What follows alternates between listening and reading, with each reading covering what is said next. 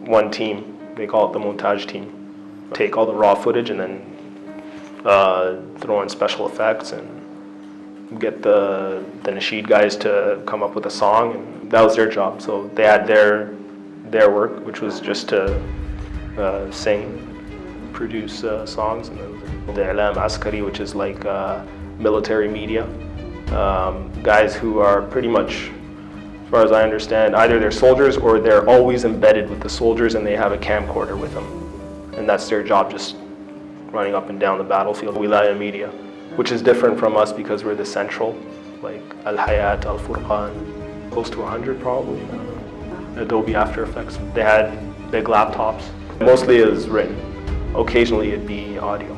My team lead, who was much better than me in translating, they used me for voiceovers in the English language videos, and also for recording the news, the daily news. In the beginning, I'd actually have to go to the studio and they'd have a professional recording me.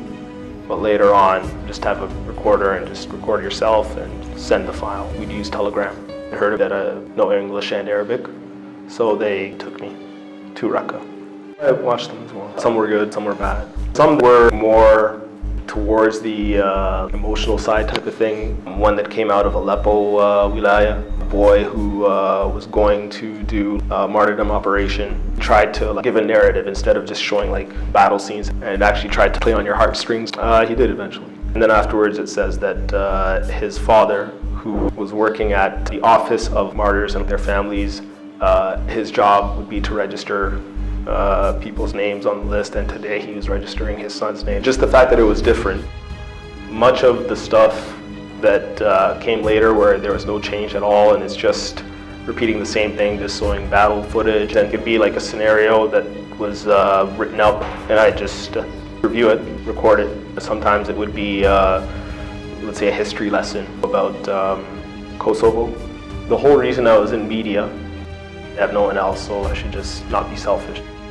The Syrian regime came, started bombing. We went to a string of towns and villages. In the end, it became scarce, very scarce. Second half of 2018. The central media, I don't think, was Wilaya video still coming out.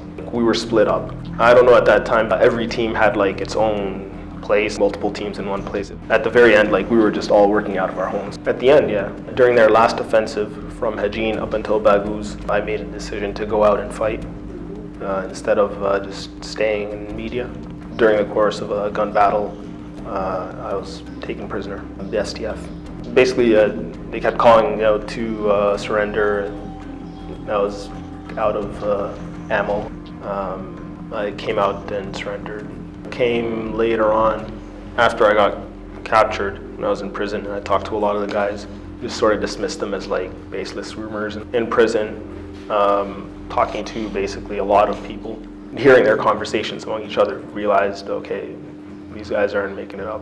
A lot of like injustice, especially at the hands of the Amniyin, the security guys basically, especially in the prisons, torture even, false confessions and that sort of thing.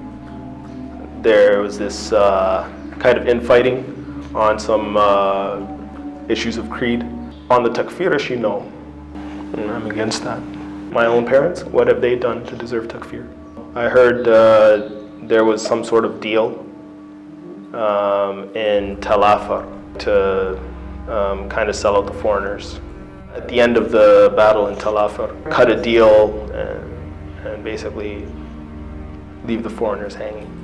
Apparently it was to the benefit of the Iraqis. After being in prison and hearing all the stories, I basically washed my hands of them. You have good scholars, you have bad scholars. That's the reality, and that's what's spoken about in the Quran itself. You really have to be careful who you're taking from. I've learned along the way that a lot of the problems had to do with the fact that they wouldn't follow the texts exactly as they should be. Scholar overriding a verse of the Quran or a hadith of the Prophet Muhammad, and you see this a lot. One of the benefits I gained of growing up in the West, I feel fortunate that I actually took the time to learn Arabic so that I can go back, and instead of having to rely on modern day scholars, I can go back to the more classical books and see what they have to say. it's better to rely on those who are already in their graves. Learning to kind of do your own research and having the tools at hand, it'll keep me from just swallowing anything I see from ISIS or anyone else.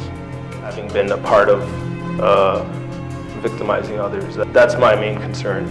That's what I'm mostly afraid of. It weighed on me, the judge. That's not what's on my mind. My greater concern really is being absolved of my sin in front of God.